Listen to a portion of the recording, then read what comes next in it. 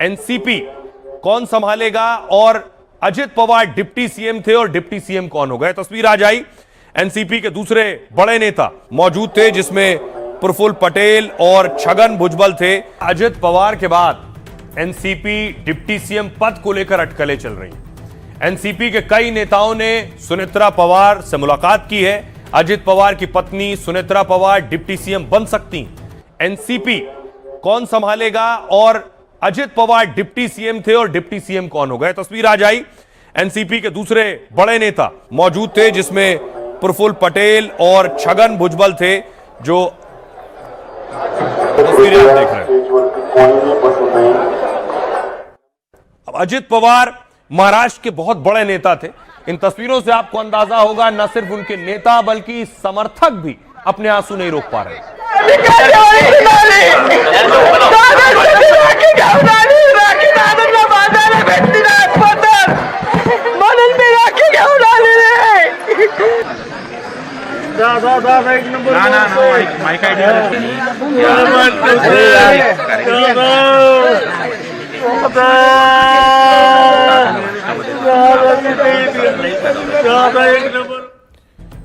अब देखिए जरा, अजित पवार के बाद एनसीपी डिप्टी सीएम पद को लेकर अटकलें चल रही हैं। एनसीपी के कई नेताओं ने सुनेत्रा पवार से मुलाकात की है। अजित पवार की पत्नी सुनेत्रा पवार डिप्टी सीएम बन सकती। एनसीपी नेता नरहरि झिरवाल ने इसकी मांग की है।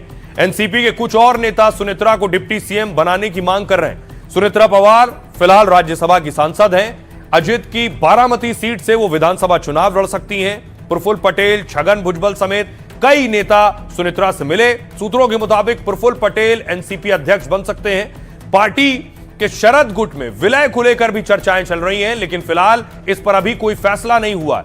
अजित पवार खुद इसको लेकर शरद पवार से मिले थे। दावा यह है कि दोनों गुट के विलय को लेकर भी बातचीत हुई थी। विलय के बाद अजित पवार को एनसीपी की कमान मिल जाती, लेकिन अजित के निधन के बाद एनसीपी कौन संभालेगा, इस पर अब फिर दोनों गुट को फैसला करना होगा।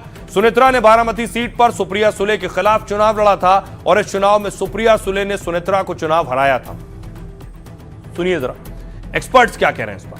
अगर एनसीपी का जो गुट आज अजित पवार के पीछे है, उनमें से अगर कोई नेता बन सकता है तो उसमें एक दो नाम बड़े आते हैं। एक तो है प्रफुल्ल पटेल और दूसरे हैं छगन भुजबल। प्रफुल्ल पटेल क्योंकि देश की राजनीति में है, सांसद है, शायद वो ये रोल में आना पसंद न करें, क्योंकि महाराष्ट्र की अगर राजनीतिक इसका पूरा इतिहास अगर देखा जाए तो यहाँ एक तो मराठा नेता चाहिए या तो फिर ओबीसी से चाहिए।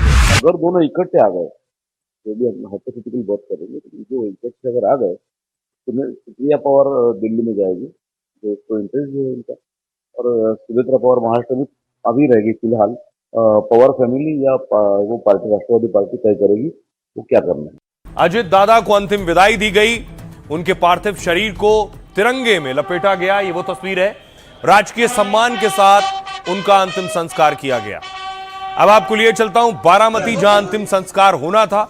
यह तस्वीर देखिए जरा। उनका पार्थिव शरीर जब उस जगह पहुंचा जहां अंतिम संस्कार होना था, ये सैकड़ों गाड़ियां साथ चल रही थी जब अंतिम यात्रा निकल रही थी। दूसरी तरफ देखिए जरा, सैकड़ों बाइक्स हैं।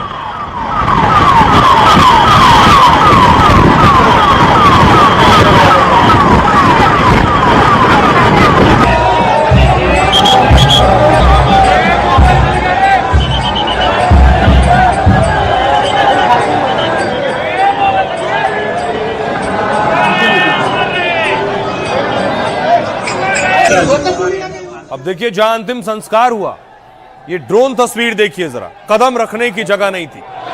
अजित पवार इतने लोकप्रिय थे अपने क्षेत्र में।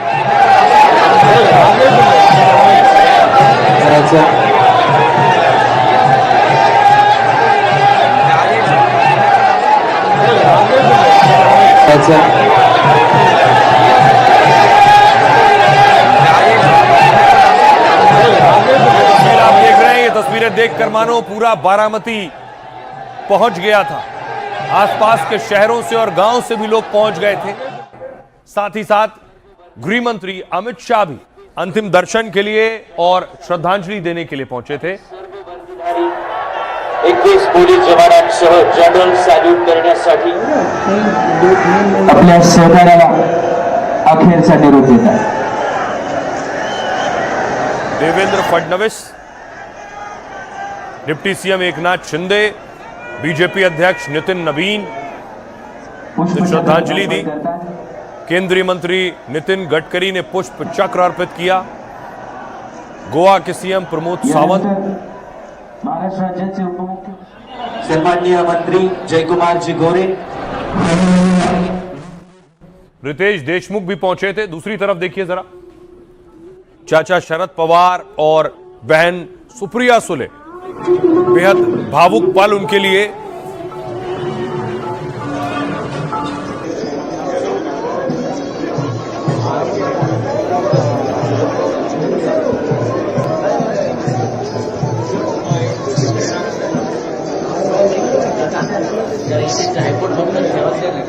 दूसरी तरफ आपको दिखाऊं कि अजित पवार को जब अंतिम संस्कार हुआ, उनके सुपुत्र ने मुखाग्नि दी.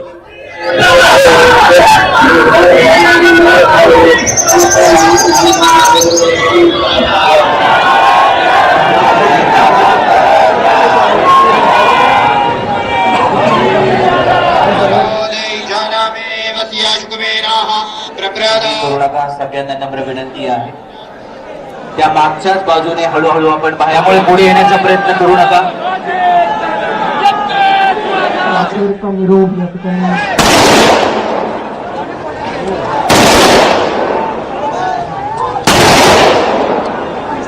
ज्यादा गुस्सेले ऐसे दिखते थे पर वैसे नहीं थे. उनके पास छोटा बच्चा जाएगा ना तो भी वो काम झटके-पट करेंगे. अभी हमारा जो भगवान चला गया, हमारी व्यथा किसके पास मानने का ये समझ नहीं आ रहा है. एक शॉकिंग है सबके लिए, धक्कादायक है. एक सच्चा और खरा नेता गया है हमारा, यानी खाली खाली महसूस कर रहे हैं सब. अब उनकी जगह कोई भर के लेगा या नहीं लेगा ये पता नहीं है. मैं भगवान समझता हूँ दादा. मैं 30 सालों से पहचानता हूँ दादा से, और कभी उन्होंने मुझे डांटा नहीं, कभी हमको गुस्से से बात किया नहीं. और दादा ही हमारे लिए भगवान. उन्होंने आपको बात करते करते, हाँ, वो हर एक कार्यक्रम में हम दादा का प्रचार करते थे, दादा की आवाज निकलते थे. वो हमारे घर का ही सदस्य थे. मैं 10 साल से उनको पहचानता हूँ और हमारी उनकी मुलाकात 2-3 महीने में होती रहती थी. नेता तो ऐसा नहीं ना, बहुत जबरदस्त नेता, पावरफुल नेता थे. ये महाराष्ट्र की शान थी. आज भी बारामती का नाम आता है तो पहले दादा का नाम आता है. जो बारामती का जो विकास दादा ने किया है, डेवलपमेंट, ये हमारे लिए बहुत गर्व की बात थी. आज ये हमारे लिए यहाँ पर अंधेरा छा गया पूरा बारामती पे. अब देखिए जरा अजित पवार का लगाव और जुड़ाव किस कदर था. उनके सुपुत्र, उनके बेटे जय पवार जब निकले तो जो लोग अजित पवार के साथ काम कर रहे थे, 2 कर्मचारी, उन्हें वो लिपट कर रो पड़े.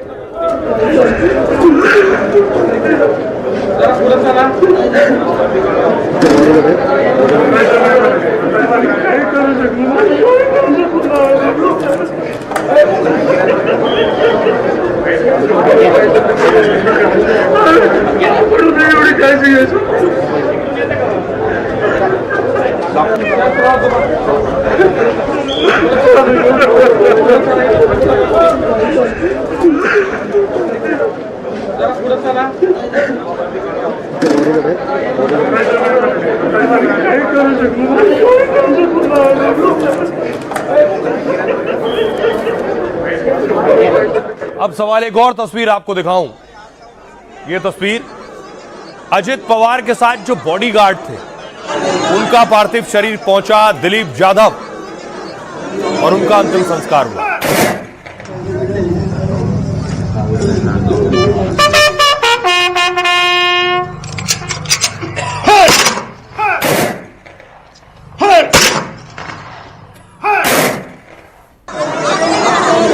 दिलीप जाधव लंबे वक्त तक अजित पवार के साथ रहे. उस दिन भी फ्लाइट में उनके साथ मौजूद थे. दूसरी तरफ एक फ्लाइट अटेंडेंट पिंकी माली भी अजित पवार के साथ थी. पिंकी माली भी इस प्लेन क्रैश में उनकी मौत हुई.